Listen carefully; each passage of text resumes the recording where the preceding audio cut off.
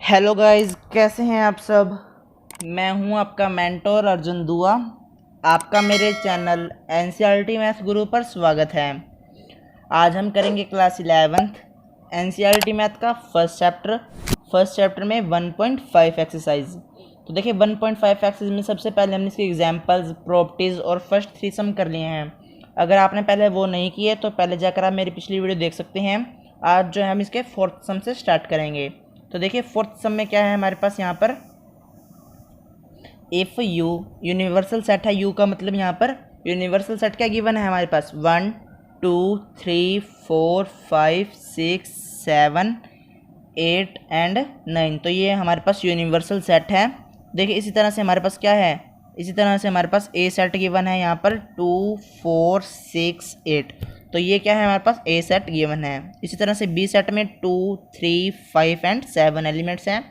तो यहाँ पर देखिए हमें क्या करना है, verify that A union B का डैश इक्वल में क्या है, A dash intersection B dash. तो देखिए यहाँ पर जो है मैंने आपको पहले भी बताया था, ये हमारी क्या है, प्रॉपर्टी है। ये मैंने आपको पिछली वीडियो में बताया था, ये दोनों हमारी प्रॉपर्टीज़ हैं। तो यहाँ पर अब क्या कर रखा है, प्रॉपर्टी को हमें यहाँ पे वेरीफाई करना है कि दोनों सही हैं या फिर गलत हैं।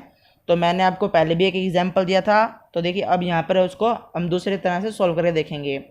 तो ए यूनियन बी, सबसे पहले हम ये फाइंड करेंगे। देखिए लेफ्ट हैंड साइड में हमारे पास फर्स्ट पार्ट में क्या गिवन है, ए यूनियन बी का डैश। तो यहाँ पर डैश का मतलब क्या है, कॉम्प्लीमेंट, यानी कि ए यूनियन बी फाइंड करेंगे फिर उसका कॉम्प्लीमेंट करेंगे। तो सबसे पहले ए यूनियन बी को फाइंड करते हैं। तो ए में एलिमेंट्स और जो बी में एलिमेंट्स हैं उन दोनों को हम क्या करेंगे, कंबाइन कर देंगे। तो ए में एलिमेंट्स कौन कौन से हैं, 2 4 6 8 और बी में 2 3 5 7। तो यहाँ पर जितने भी रिपीट हो रहे हैं उनको सिर्फ एक बार लिखेंगे। तो यहाँ पर 2 जो है एक एलिमेंट जो रिपीट हो रहा है तो उसको एक बार लिखेंगे। तो देखिए इस तरह से, और कोई एलिमेंट जो रिपीट हो रहा है तो उसको देखिए उसको काट देंगे इस तरह से, जैसे कि मैंने आपको भी करके दिखाया, उसको हम एक बार ही लिखेंगे।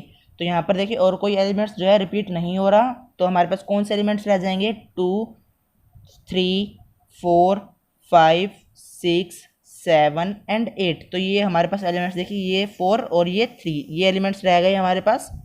तो अब हम क्या फाइंड करेंगे, इसका कॉम्प्लीमेंट, यानी कि ये इन एलिमेंट्स को छोड़कर बाकी जितने भी यूनिवर्सल सेट में नंबर होंगे वो इसका कॉम्प्लीमेंट हो जाएगा।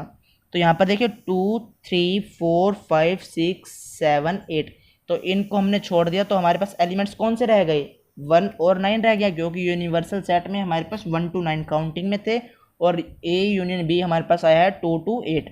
तो हमारे पास जो नंबर रह गए वो कौन से हैं, 1 and 9। यानी कि ए यूनियन बी का डैश फाइंड करा हमने तो हमारे पास रिजल्ट क्या आ गया, 1 और 9 आ गया। तो अब हमें क्या फाइंड करना है, ए इंटरसेक्शन, ए बी का इंटरसेक्शन फाइंड करना है और इनके साथ में इनका डैश है। यानी कि सबसे पहले हम क्या फाइंड करेंगे, ए डैश फाइंड करेंगे। तो ए डैश फाइंड करेंगे तो क्या आ जाएगा, ए में एलिमेंट्स जो थे वो हैं 2 4 6 एंड 8। तो इसका डैश फाइंड किया, यानी कि इन एलिमेंट्स को छोड़कर बाकी जितने भी एलिमेंट्स होंगे वो हमारे इसके कॉम्प्लीमेंट में आ जाएंगे। तो देखिए 2 4 6 8, तो इसको क्या करेंगे, यूनिवर्सल सेट में से एक्सक्लूड कर देंगे, 2 4 6 एंड 8। तो एलिमेंट्स कौन से रह गए, 1 3 5 7 एंड 9। तो ये हमारे पास एलिमेंट्स रह गए। उसके बाद देखिए बी का भी हमने कॉम्प्लीमेंट फाइंड करना है। बी में एलिमेंट्स कौन कौन से हैं, 2 3 5 7, तो उसको काट दीजिए, एक्सक्लूड कर दीजिए। 2 5 और 7 है तो इसको हम एक्सक्लूड कर देंगे। देखिए 2 3 5 और 7 को, 2 3 5 और 7 को हमने एक्सक्लूड कर दिया। तो हमारे पास नंबर क्या रह गए, 1 4 6 8 एंड 9। तो हमारे पास ये नंबर रह गए। अब हम क्या करेंगे, अब हमें फाइंड करना है इनका इंटरसेक्शन, यानी कि इन दोनों में जो कॉमन होगा उसको एक बार हम लिख देंगे। तो देखिए 1 दोनों में है तो 1 हमारा इंटरसेक्शन में आ जाएगा। उसके बाद देखिए 3 क्या दोनों में है, नहीं, सिर्फ 3 एक में है, 5 भी एक में है, 7 भी देखिए एक में है और 9 जो है दोनों में है। तो 9 हमारे पास इंटरसेक्शन में आ जाएगा। यानी कि रिजल्ट क्या आ गया हमारे पास, ए डैश इंटरसेक्शन बी डैश का 1 and 9। तो अब देखिए दोनों को चेक कीजिए, क्या दोनों इक्वल हैं, ए यूनियन बी का डैश जो हमने फाइंड किया है और ए डैश इंटरसेक्शन बी डैश, क्या ये दोनों इक्वल हैं, यस ये दोनों इक्वल हैं। तो ये वेरीफाई हो गया कि ये दोनों इक्वल हैं। इसी तरह से देखिए नेक्स्ट है हमारे पास ए इंटरसेक्शन बी का डैश। तो हमने क्या फाइंड करना है, सबसे पहले ए और बी का इंटरसेक्शन फाइंड करना है, यानी कि दोनों में क्या चीज़ कॉमन है। तो देखिए दोनों में क्या चीज़ हमारे पास कॉमन आ जाएगी, यहाँ पर हमारे पास सिर्फ 2 ही कॉमन आएगा, क्योंकि देखिए ए सेट में और बी सेट में हमारे पास कौन कौन से एलिमेंट्स थे। तो सबसे पहले चेक कीजिए, ए में क्या है 2 4 6 एंड 8 और सी में क्या है 2 3 5 एंड 7।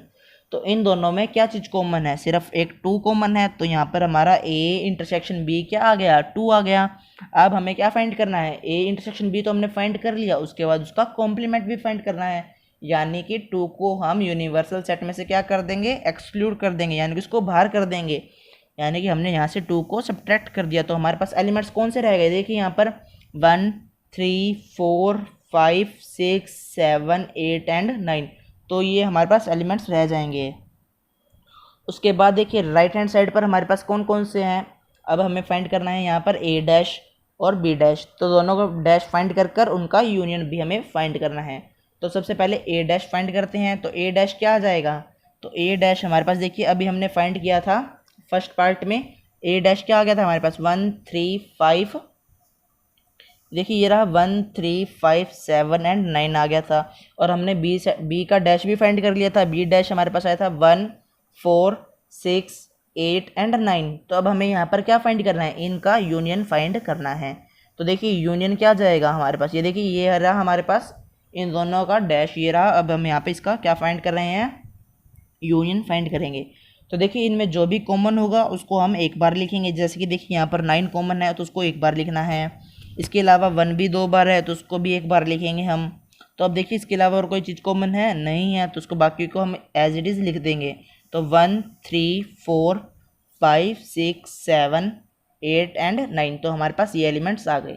तो अब देखिए जो हमने फाइंड किया था ए इंटरसेक्शन बी का कॉम्प्लीमेंट, और क्या फाइंड किया हमने, ए डैश यूनियन बी डैश, तो दोनों हमारे पास सेम है। देखिए यहाँ पर 1 3 4 5 6 7 8 और 9 ये दोनों हैं, तो यहाँ पर हमारा क्या हो जाएगा, दोनों इक्वल हो जाएंगे, यानी कि ये वेरीफाई होगा कि दोनों इक्वल हैं। इसी तरह देखिए क्वेश्चन 5 है हमारे पास यहाँ पर, draw appropriate Venn diagram for each of the flowing. तो यहाँ पर हमें क्या करना है, वेन डायग्राम बनाना है। तो देखिए वेन डायग्राम मैंने आपको 1.4 एक्सरसाइज में ही सिखा दिया था कि किस तरह से हम जो है वेन डायग्राम बनाएंगे। तो यहाँ पर मैंने आपको वहाँ पे समझाया था, यहाँ पर अब उसको हम अप्लाई करके दिखाएंगे। तो देखिए फर्स्ट पार्ट है हमारे पास ए यूनियन बी का डैश, तो यहाँ पर ए यूनियन बी करेंगे, फिर उसका क्या करेंगे, कॉम्प्लीमेंट कर देंगे। तो हमारे पास क्या आ जाएगा, देखिए उसको किस तरह से बनाएंगे। सबसे पहले क्या करेंगे, यूनिवर्सल सेट बनाएंगे, यानी कि एक रेक्टेंगल बनाएंगे। मैंने आपको पहले ही बताया था, एक बार दोबारा बता देता हूँ। वेन डायग्राम बनाने के लिए हमें क्या करना होगा, सबसे पहले एक रेक्टेंगल और उसमें सर्कल्स बनाने होंगे। सर्कल्स किस तरह से बनेंगे, जितने भी हमारे पास उसके सबसेट गिवन होंगे, यानी कि यहाँ पर हमारे पास ए और बी है, यानी कि उसके 2 सबसेट हो गए। तो यहाँ पर हमने 2 सर्कल बना दिए हैं। तो अब देखिए हमें क्या फाइंड करना है, यूनियन सेट गिवन है हमारे पास, यूनिवर्सल सेट है हमारे पास। देखिए रेक्टेंगल की शेप में जो रेक्टेंगल है वो क्या है, यूनिवर्सल सेट, और ए यूनियन बी का हमने क्या करना है, डैश फाइंड करना है। तो ए यूनियन बी करेंगे तो हमारे पास क्या आ जाएगा, देखिए अगर एक रेक्टेंगल देखिए इस तरह से है और ये हमारे पास ए और बी हैं, तो यहाँ पर हमारे पास बोला गया है ये ए और ये बी हैं। तो देखिए अब हमें बोला गया है ए यूनियन बी, तो ए यूनियन बी क्या हो जाएगा, ये देखिए मैं आपको डार्क करके दिखाता हूँ, हमारे पास ए यूनियन बी ये आ जाएगा। तो ए यूनियन बी हमारे पास ये आ गया, एक ये ए वाला सर्कल और एक बी सर्कल, और जो इनका इंटरसेक्ट हुआ था वो वाला पार्ट भी हमारे पास आ जाएगा, क्योंकि इसमें क्या है ए यूनियन बी, इन दोनों को हमने जोड़ दिया, यानी कि ए यूनियन बी हो गया। फिर उसके बाद क्या गिवन है कि उसका कॉम्प्लीमेंट कर दो, यानी कि जो भी हमने डार्क किया है उसको छोड़कर बाकी जितना भी एरिया बचा उसको डार्क करना है, यानी कि वो क्या आ जाएगा, देखिए सर्कल्स को छोड़कर बाकी जितना भी यहाँ पर ब्लू है वो क्या आ जाएगा हमारे पास, ए यूनियन बी का डैश। अगर यहाँ पर हमें बोला जाता है ए यूनियन बी, तो जैसे कि मैंने आपको यहाँ पर करके दिखाया ग्रीन पार्ट में, वो हमारा क्या हो जाएगा, ए यूनियन बी हो जाएगा। तो देखिए इसी तरह से नेक्स्ट है हमारे पास ए डैश इंटरसेक्शन बी डैश, तो यहाँ पर हमारे पास क्या जाएगा, तो देखिए प्रॉपर्टी के अकॉर्डिंग ध्यान से देखा जाए तो हमारे पास सेम ही होगा, ए यूनियन बी का डैश किसके इक्वल होगा, ए डैश इंटरसेक्शन बी डैश के इक्वल, तो दोनों हमारे पास सेम ही आएगा, यानी कि इन दोनों का वेन डायग्राम भी सेम ही बनेगा। तो आपको ज़्यादा ध्यान देने की इस पर जरूरत नहीं पड़ेगी, क्योंकि आपको अगर प्रॉपर्टी ध्यान होगी तो आप इस सम को आसानी से कर सकते हैं, यानी कि ए और बी को छोड़कर बाकी जितने भी बचेंगे वो हमारा क्या आ जाएगा, इसका वेन डायग्राम में जो ब्लू पार्ट हुआ है वो हमारा आ जाएगा आंसर में, यानी कि ए डैश इंटरसेक्शन बी डैश। तो देखिए इसी तरह से नेक्स्ट क्या है हमारे पास, ए इंटरसेक्शन बी का डैश। तो यहाँ पर देखिए क्या है, सबसे पहले एक रेक्टेंगल बनाएंगे देखिए इस तरह से, उसके बाद दो सर्कल्स आ जाएंगे। अब देखिए अब हमें क्या करना था, ए इंटरसेक्शन बी है तो इंटरसेक्शन मैंने बताया था किस तरह से आएगा, दोनों सर्कल जहाँ पर एक दूसरे को इंटरसेक्ट कर रहे हैं, तो ये देखिए यहाँ पर इंटरसेक्ट हो रहा है, तो ये पार्ट जो है हमारा क्या आ जाएगा, आंसर में आ जाएगा। लेकिन यहाँ पर हमें क्या गिवन है, इसका हमें डैश फाइंड करना है, यानी कि इस पार्ट को छोड़कर, जैसे कि मैंने अभी आपको करके दिखाया, ये जो ब्लैक पार्ट है इसको छोड़कर बाकी जितना भी पार्ट है हमारे पास एरिया है उसको हम डार्क कर देंगे। जैसे कि यहाँ पर देखिए मैंने ब्लू कलर किया है, वैसे ही आपने इसको शेड करना है, यानी कि जब हम शेड करेंगे वो हमारा आंसर होगा। यानी कि आपने एकदम ध्यान से करना है, आपने जो है इंटरसेक्शन पॉइंट पर कहीं पे भी इस तरह से लाइन नहीं बनानी, किसी भी शेड उसको शेड को चेंज नहीं करना, आपने एक ही शेड में रहने देना है। तो देखिए इसी तरह से नेक्स्ट पार्ट है हमारे पास ए डैश यूनियन बी डैश।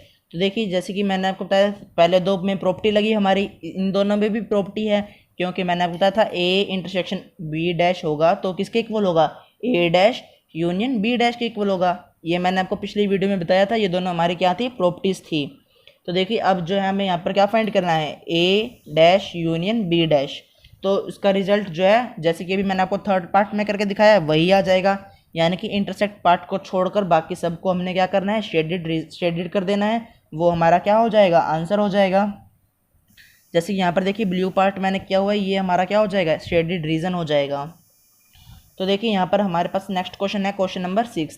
तो देखिए क्वेश्चन नंबर 6 में क्या है हमारे पास, let U be the set of all triangles in a plane if A is the set of all the triangles with at least one angle different from 60, what is a complement। तो देखिए यहाँ पर क्या है, सबसे पहले universal set क्या given है, सेट ऑफ ट्रायंगल्स, यानी कि इसमें हर एक तरह के ट्रायंगल्स हैं, और हमारे पास ए सेट क्या गिवन है, यानी कि सबसेट है वो यूनिवर्सल सेट के लिए, वो क्या गिवन है, वो हमारे पास गिवन है सेट ऑफ ट्रायंगल्स। लेकिन क्या गिवन है उसमें, at least one angle different from 60, यानी कि कम से कम एक जो है एंगल 60 से डिफरेंट होगा, एक से ज़्यादा भी हो सकते हैं, यानी कि दो तीनों भी डिफरेंट हो सकते हैं, या फिर दो सकते हैं, या फिर एक हो सकता है, कम से कम एक होना ज़रूरी, इसके लिए अलग होना चाहिए। यानी कि तीनों सेम अगर ले लेंगे हम, यानी कि तीनों एंगल्स सेम होंगे तो वो इसके लिए कॉम्प्लीमेंट हो जाएगा। यानी कि तीनों सेम कब बनते हैं, जब हमारे पास कौन सा ट्रायंगल होता है, इक्विलेटरल ट्रायंगल, यानी कि जब ट्रायंगल्स के तीनों साइड्स इक्वल होंगी, तीनों एंगल्स 60 के बना देंगे, तो वो हमारे पास क्या हो जाएगा, इसका कॉम्प्लीमेंट हो जाएगा। यानी कि आंसर क्या हो जाएगा हमारे पास, एक कॉम्प्लीमेंट क्या आ जाएगा, the set of all equilateral triangle, यानी कि इक्विलेटरल ट्रायंगल लेंगे तो वो हमारा ए डैश आ जाएगा, क्योंकि यहाँ पर हमारे पास क्या गिवन था, at least one angle different from 60, कम से कम एक एंगल तो 60 से अलग होना ही चाहिए, यानी कि ज़्यादा से ज़्यादा हमारे पास दो भी हो सकते हैं और तीन भी हो सकते हैं, इसलिए हमने क्या किया, इक्विलेटरल ट्रायंगल ले लिया इसके कॉम्प्लीमेंट के लिए। तो देखिए इसी तरह से हमारे पास क्वेश्चन नंबर 7 है, फिल इन दी ब्लैंक्स में हमारे पास देखिए यहाँ पर हमें बताना है कि इसके लिए कौन सा ट्रू होगा और कौन सा फॉल्स होगा। तो देखिए सबसे पहले पार्ट में क्या गिवन है, ए यूनियन ए का डैश। तो देखिए क्या है हमारे पास, ए यूनियन ए डैश, तो क्या आ जाएगा हमारे पास, मान लीजिए ए तो हमारे पास कोई सेट हो सकता है, ए डैश करा तो क्या आ जाएगा, वापिस से ए ही आ जाएगा, और ए मिलाकर क्या हो जाएगा, वापिस से हमारे पास यूनिवर्सल सेट ही आ जाएगा। तो देखिए जैसे कि हमारे पास एग्जांपल देख लेते हैं, यूनिवर्सल सेट में 1 to 5 काउंटिंग ले लीजिए, 1 2 3 4 5, ये हमारा क्या है, यूनिवर्सल सेट है। इसी के साथ में हमारे पास ए सेट गिवन है 1 2 3, जैसे कि मैंने आपको ये पिछली वीडियो में भी एग्जांपल बताया था, यहाँ पर भी हम उसको अप्लाई कर सकते हैं। तो देखिए अब ए डैश क्या आ जाएगा हमारे पास, ए डैश आ जाएगा हमारे पास यहाँ पर 4 and 5। तो इसने हमसे क्या पूछा है, अगर हम ए यूनियन ए डैश कर देंगे तो हमारे पास क्या रिजल्ट आएगा, तो इन दोनों का जब हम यूनियन कर देंगे तो हमारे पास क्या रिजल्ट आएगा, यूनिवर्सल सेट आएगा। देखिए यहाँ पर क्योंकि 1 2 3 तो हमारे पास ए सेट में है, और ए डैश में क्या है, 4 and 5 है, तो दोनों को जोड़ देंगे तो हमारे पास क्या आ जाएगा, यूनिवर्सल सेट आ जाएगा। इसी तरह से देखिए नेक्स्ट क्या है, सेकंड पार्ट हमारे पास है 5 डैश इंटरसेक्शन ए। तो यहाँ पर हमारे पास क्या आ जाएगा, 5 का डैश करेंगे तो क्या आ जाएगा, यूनिवर्सल सेट। यूनिवर्सल सेट में से अगर ए हम इंटरसेक्शन लेंगे तो हमारे पास क्या आ जाएगा, हमारे पास ए ही वापस आ जाएगा। तो देखिए अगर यूनिवर्सल सेट में से हमने ए कॉमन लिया तो वापस ए ही रिजल्ट देगा हमारे को। इसी तरह देखिए नेक्स्ट क्या है हमारे पास, ए इंटरसेक्शन ए डैश। तो देखिए एक तरफ ए है, एक तरफ ए इंटरसेक्शन है, तो देखिए इन दोनों का इंटरसेक्शन क्या आ जाएगा हमारे पास। यही एग्जांपल देख लीजिए, इन दोनों में कुछ कॉमन है। देखिए इन दोनों में कह रहा हूँ मैं, इन दोनों में कुछ कॉमन है नहीं, इन दोनों में कुछ भी कॉमन नहीं है, यानी कि इनका इंटरसेक्ट नहीं हो सकता। इसलिए इसका आंसर क्या हो जाएगा, 5 हो जाएगा, यानी कि थर्ड का आंसर क्या हो गया, 5। इसी तरह से देखिए नेक्स्ट है हमारे पास यहाँ पर क्वेश्चन नंबर 7 में पार्ट 4 है। यूनिवर्सल सेट का क्या दिया गया है हमें, यूनिवर्सल सेट का पहले क्या करना है, डैश फाइंड करना है, उसके बाद इंटरसेक्शन फाइंड करना है, किसके साथ में, ए के साथ में।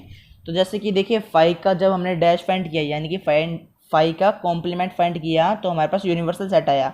अगर हम यूनिवर्सल सेट का कॉम्प्लीमेंट कर देंगे तो क्या आ जाएगा, 5 आ जाएगा। ये हमारी प्रॉपर्टी थी, मैंने आपको बताया था।